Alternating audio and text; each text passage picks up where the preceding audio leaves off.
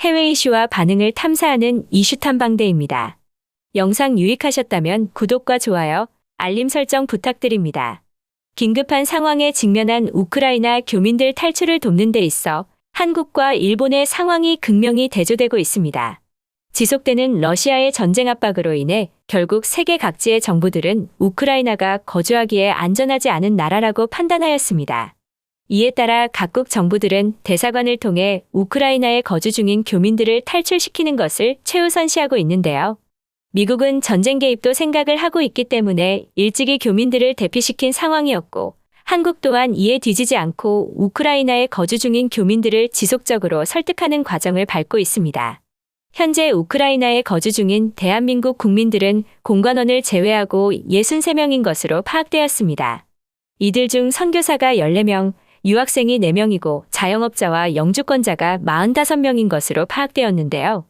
지난달 말까지 우크라이나에 체류 중이던 한국 국적자는 600여 명의 정도였지만 정부의 지속적인 연락과 철수 권유로 인해 대부분이 안전한 지역으로 철수한 상태입니다. 다행히 러시아 측 반군이 일부 장악한 우크라이나 동부 돈바스 지역에 현재 한국인은 없는 것으로 조사되었는데요. 65명 중 10여 명이 이번 주에 추가적으로 구출될 것으로 보이고 있으며 65명 중 40여 명 정도의 한국 교민들은 가정을 꾸리며 자녀와 생활 기반이 우크라이나에 있어서 떠나기는 어렵다는 입장을 밝혔다고 합니다. 그러나 한국 외교부는 주 우크라이나 대사관과 통화를 해 교민들이 원한다면 언제든 대피할 수 있도록 군수송기까지 투입할 것이라며 교민들을 안심시켰습니다. 한 달여 만에 550여 명의 교민들을 대피시킨 한국과 달리 일본의 상황은 완전히 절망적이었습니다. 현재 우크라이나에 거주 중인 일본인은 120명 정도로 일본의 기시다 총리는 러시아 푸틴 대통령과의 통화 회담 이후 교민 대피를 지시하였는데요. 전시 상황이 어떻게 전개될지 모르는 상황에서 한국보다 한 달이 늦은 교민 대피 조치를 내리며 일본 내에서도 논란이 되고 있습니다. 그는 통화회담 이후 엄중한 우려를 갖고 정세를 주시하고 있다고 밝히면서 교민들을 대피시키겠다는 이야기를 먼저 하는 것이 아니라 러시아와 일본의 관계를 진전시키는 게 중요하다고 이야기를 꺼냈는데요. 이후 우크라이나 내 자국민에게 전용기가 아니라 민간 항공편을 이용해 즉각적인 철수를 권고했다고 전했습니다. 이에 일본 언론들은 안 그래도 지지율 최저를 기록한 기시다 정부가 우크라이나에 거주 중인 자국민 안전을 어떻게 지킬 것인지 다시 시험대에 올랐다고 하는데요. 특히 한국과의 지난 아프간 상황을 비교하면서 이번에도 일본은 한국보다 몇 발은 늦었다고 비판하였습니다. 당시 한국은 미라클 작전으로 한국 대사관 직원 및 교민들, 그리고 한국 대사관에 협력해준 아프간인들을 다수 구출해내며 전 세계에 귀감이 되었는데요. 그러나 일본은 한국의 작전 이후 전세기 4대를 동원했음에도 불구하고 일본 대사관들이 먼저 발을 내빼는 바람에 일본이 1명과 아프간인 10명을 구출해낸 것이 고작이어서 전 세계에서 거센 비판을 받았습니다. 이에 대해서 일본인들 또한 일본 정부의 늑장 조치에 절망한 반응을 보이고 있는데요. 일본이 러시아와의 간보기로 인해 고스란히 피해를 보게 되는 것은 일본 국민들뿐이며 이는 한국과의 상황과 너무 비교된다고 하는데요. 그들은 이번 우크라 사태나 지난 아프간 사태뿐만 아니라 다른 예시들까지 들면서 일본과 한국을 비교하였습니다. 이와 관련된 일본인들의 반응 자세히 살펴보겠습니다. 일본은 왜 자국민들을 지키고 보호하는 데 있어서 항상 느린 대처를 보여주는 것인가? 필요하지 않은 사람들은 처단해버리는 사무라이 정신이 아직까지도 남아있는 것인가? 아니면 쿠릴열도 때문에 러시아에 잘 보여야 하기 때문에 우크라에 있는 교민들 정도는 희생할 수 있다고 생각을 하는 것인가? 안 그래도 기시다의 지지율이 떨어지는 가장 큰 요인의 재해나 안전으로부터 일본 사람들을 챙기지 않는 것에 있는데 외국에 있는 일본인들은 완전히 등한시하는 모습을 보여주면 사람들은 이번 내각에 대해서는 실망밖에는 남지 않을 것이라고 생각합니다. 아무리 생각해도 한국보다 한 달이나 늦어버린 것은 너무합니다.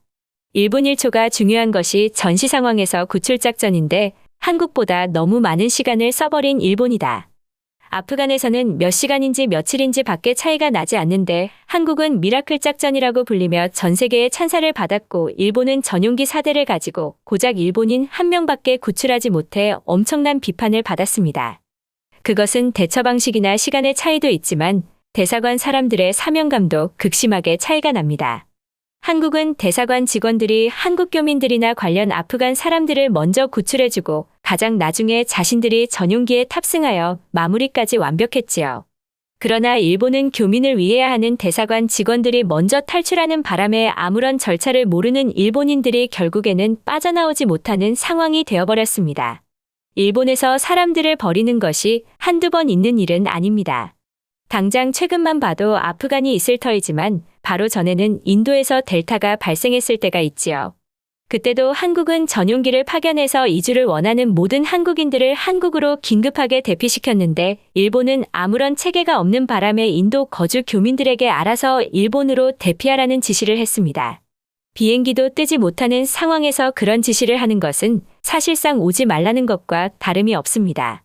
이건 언론에서도 이야기를 하지 않아서 모르는 사실이었는데 정말로 충격적입니다. 그 당시 수십만 명이 하루에 확진되고 사망자까지 엄청나게 속출했던 상황이었던 것 같은데 국민들을 포기하다니요. 이 정도 사건에서도 이런 모습을 보여주는데 나중에 재해나 안 좋은 일이 일본에 닥치면 그들은 과연 일본 국민들을 최우선으로 보호해줄지 의문입니다. 당시 일본 정부의 대처도 완전히 반인륜적인 행위라고 생각했는데 일본인들의 반응 또한 가관이었습니다. 그들은 인도에 사는 일본인들 자체를 안 좋은 취급을 하며 그들의 선택이라고 하며 일본으로 돌아오는 것을 원하지 않았어요. 어찌 보면 한국과의 차이는 시스템적인 부분도 있겠지만 근본적으로 국민성의 차이는 아닐까도 생각해 봅니다. 아프간이나 이번 우크라는 약과였습니다. 요즘과 같은 시대에서는 사람들의 안전이 가장 중요하게 생각되는데 일본은 완전히 반대의 길을 걷고 있네요. 한국과는 이런 상황이 되면 항상 비교가 되고는 하는데 이제는 한국과의 비교가 이루어지는 것이 부끄러울 따름입니다. 괜히 한국이 여러모로 전 세계에서 호감을 받는 것이 아니라고 생각합니다. 일본은 경제적으로도 통계를 조작해 사실은 선진국이 아니라는 결과를 낳았는데 경제적인 부분뿐만 아니라 여러 인식에서도 선진국이라고 이야기를 하기에는 너무나 부족한 모습이 많이 나오고 있습니다. 국가가 자신들의 국민들을 소중히 하지 않으면 어떻게 국민들이 나라의 보탬이 될 수 있을까요? 일본은 이제 한국과의 비교를 그만두고 한국에게 배워야 하는 상황이 되어버린 것 같다. 그들의 조치를 보면 미국 그 다음에 상응하는 대응책을 보여주고 있다고 생각한다. 그들은 안전에 있어서는 손익계산을 하지 않는다.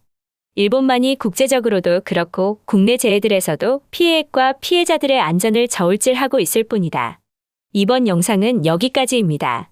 이런 것을 보면 정말로 일본에서 태어나지 않은 것이 다행이라는 생각이 듭니다.